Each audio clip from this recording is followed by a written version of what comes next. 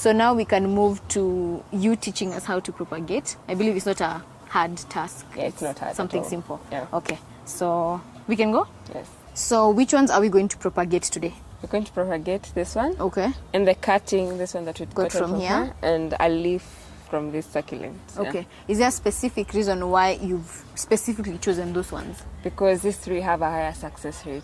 Nice. Yeah. Okay. Are they part of the common, or are they the unique ones? These two are common. This is common. This is a common type. Okay. Yeah. So they're all common. No, these ones are unique? Yeah, okay, this so one it's is common. yeah. Okay. Sawa. Then let's go. Yeah, okay. All right.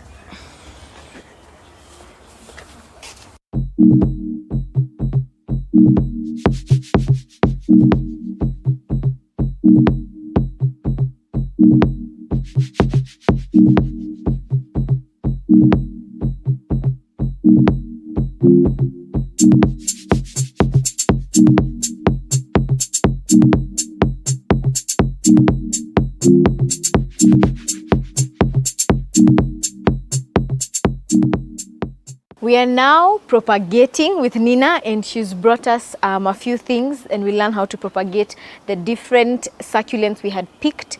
And before we even start, Nina, this is a tray. Yeah. Where can we purchase such a tray, or do we need such things for anyone who wants to start? You can get it at an agricultural office. If you're starting as a business, I'd recommend you get this. Okay. Because it's cost-friendly and space-wise, it occupies such a little space.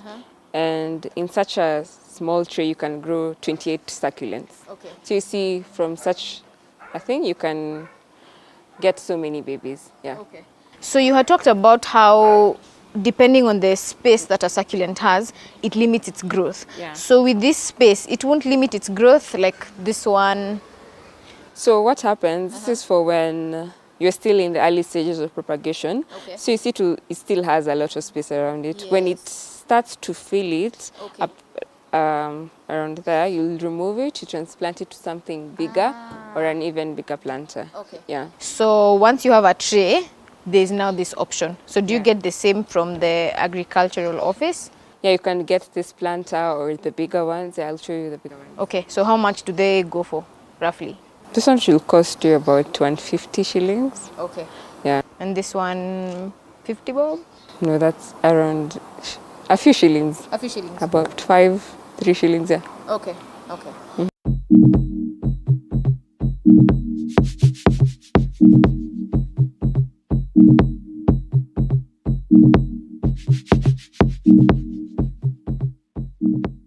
You are one. Are you a storyteller? What is that untold story in your village? Tell us the story in 3 minutes. Submit that story to Your Untold Stories at tv47.co.ke and stand a chance to win a camera and other goodies. The top stories will be aired on TV47 and the viewer will vote for the best story through the SMS number 22047. The story must be an evergreen story that has never been told before. The deadline for submitting the stories is March 15, 2021. The link is by SMS on TV47, the home of Untold Stories. Only the wearer knows where it pinches the most. Soil fertility, proper temperature, water are just some of the factors needed to make that crop germinate. And for that animal, adequate feeds and healthy conditions is what they need. KILIMO Diaries takes you to different farmers, markets and processing companies and have you fully equipped for that agriculture venture. KILIMO Diaries, every Sunday at 7:30 p.m.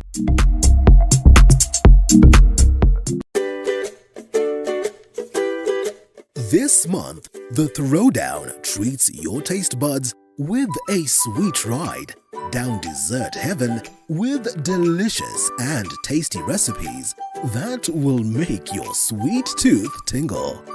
The Throwdown, every Sunday at 6:30 p.m.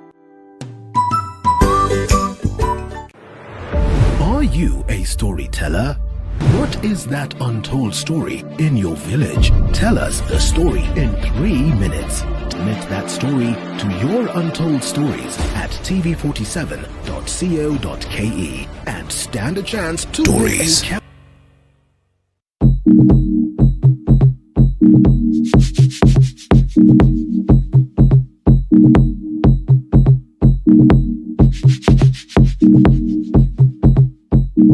So now it's time to propagate the 3 we had chosen. So we can start with this one. Yeah. So as for this one, you're supposed to let the colors to dry for a few days. So you can let it dry for a few days, and then after it dries, you'll just be misting it like this every week, once a week. And then we'll just place it, for example, there. And in about 4 weeks, you'll have something like this. Will start growing from here. This part will start drying. You just cut it off, and then you plant this part. Yeah. So we cut it off, and then we don't propagate immediately. We have to leave it to dry, as you've said. For a few days, yeah. Okay, so maybe 3-4 days. 2-3 days. Yeah. 2-3 days. Yeah. And then now you bring it now to such a place with your tray and your soil. Even if you have so many, like for me, sometimes I have so many, I'll just, for example, recycle a plastic bottle, and then I'll lay so many. Yeah. So if you don't get this tray, you can just do the recycling. Yeah, you can recycle, and place them in a big piece plastic. So after the 2-3 days, you take it and you spray. Yeah. So the reason why we use as water or spray bottle is because to minimize overwatering, because succulents don't love a lot of water. Okay. And you know, some people can be heavy-handed. So with this, it's just easy to know, like, that's enough. Like, you can't overwater. Yeah. Okay. So you take the succulent and you just place it. You don't even need to dig up and... No. Okay. Yeah. So can we start? So we can do this, because this one we can dig up. Okay. So I'll let you dig up a hole here. So I use a knife or something Use safe. a knife or anything, yeah. Okay. So you dig a bit. Just a bit. Yeah, and then you...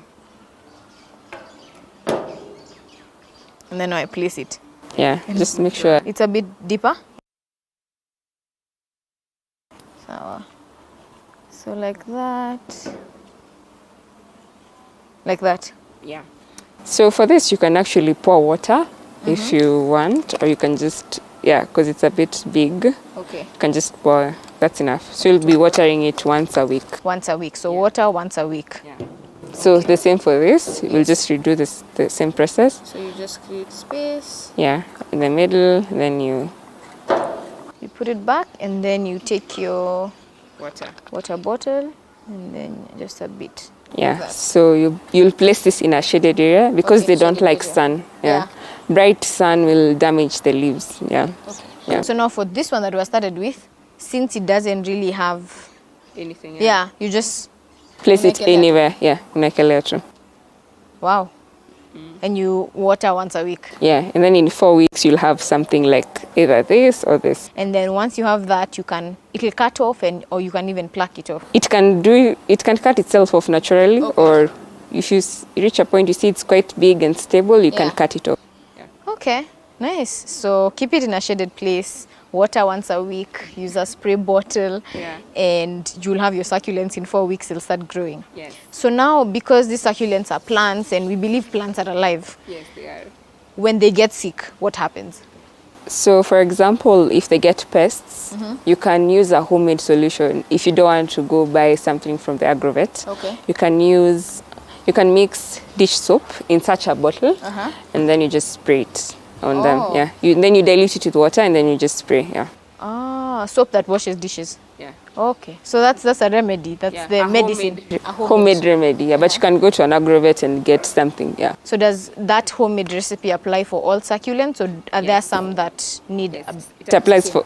The issue is the pest, not the plant. Yeah. Okay. Yeah. Okay. Oh yeah, you're killing the pest. Yeah. Okay. So I want to start this. This is my tray, for example, and I've planted my succulents. How much am I looking to make, from this, and depending on who I'm selling it to, how profitable is this type of planting or agriculture in terms of succulents mainly? So for such succulents, these are 24 in this tray. Okay. When they mature, you can sell each for about 350 to 450 or even 500 depending on the type. Like this one is quite rare, you can sell it for even 500, 600. Okay. And also you can do value addition. You can paint your pot so that it looks more beautiful, more aesthetically pleasing. Yes. Can even sell a succulent for 1,000, 2,000. Yeah. Wow. But you can use a simple plastic thing. You sell it for 350, 400. Yeah. Okay. So your customers come and they probably, now you've moved this business now online and you have social media.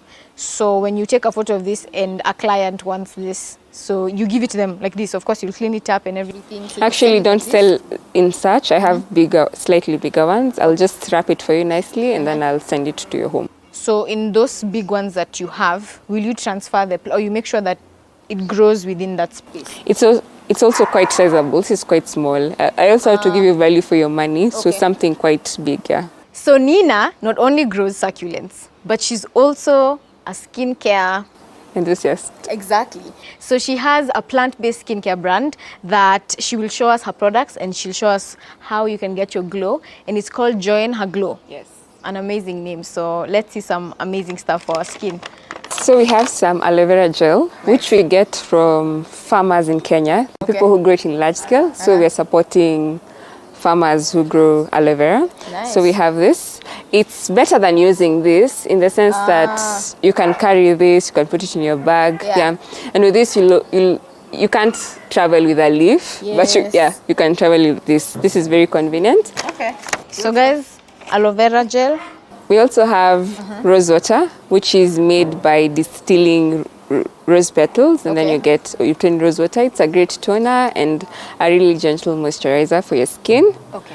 We also have rosehip oil, a really nice facial oil that's also gotten from the hip of the rose. Yeah, it's really nice. So the thing with plants, with plant-based skincare, it's really gentle for your skin. We also make soaps. We use organic things like turmeric, cassil. It's basically harnessing the power of nature and plants to make our skin look good, to glow, and it's quite affordable as well. Because it's very affordable. Okay, amazing. So these are your major products right now, or do you have others? I have a couple others. I have some soaps. I have vitamin E oil. Yeah. Amazing. So you guys have had aloe vera. This one is better than the plant, but I'm not saying that if you have the plant, you can. If you have the plant, just use it. But if not everyone can have such a big plant in their house, so you just get something like this. Then you have rose water, which is a very common one for skincare with ladies, and you can also use the rose water as your setting spray. Yes. Then we have the rose hip, which is a new one because I've not really heard of it. So now if people want to purchase this, and definitely it's amazing that you're supporting farmers who are growing aloe vera, for example, how much does each of this does each cost? So this one is 370. Okay. This one is 500 shillings, and this one is 350, and also our soaps are 350. At 350. Yeah. Okay. So now for rose water, because this is something we buy from shops and whatnot, how are we able at home to distill roses to create rose water? Yes, you can actually do it yourself. You just sort of use a makeshift. You remember the way in high school in the labs, you can kind of do it yourself, if you want. So any roses, red, yellow, whatever color, put it together. As long as they're clean, As long as they're clean. Yeah. Okay. So do you put it in water and then some heat is involved? Yeah, and then the steam. Now that's the rose hydrosol, rose water. So it's the steam. Yes. Okay. You see when you distill something. Yeah. Yes. Nice. So if you guys would like to have some of this, please definitely visit Join Her Glow and have some of these products. So far, how is the business going now that you've gone organic even with your skincare? It's really good. Skincare is one of my main passions. Her skin already can tell, so yeah. Thank you. So I really enjoy it, and I also enjoy the fact that I get to help people get good skin, to feel more confident, and in an affordable way. Yeah. Because for most people, when I was doing market research, they were telling me the issue is you want to invest in your skin. Yeah. But when you're looking at the cost of products, it's quite Just high. doesn't make sense. So when you make it organic and plant-based, you're able to give people quality products at a slightly lower rate. Yeah, making it affordable to the common Kenyan, like a student, someone just finished uni. Yeah. So did you also start this business during this period of Corona? Yes, I actually always wanted to start the business, but I sort of didn't have a way to get into it. Yeah. But now since I was into plants, I saw I could actually use plants to make skincare products. Yeah. Okay. So for the rose hip and the rose water, do you do it yourself, or is there farmers who help you with that, or do you do it? I have suppliers who do it for me. Yeah. Okay.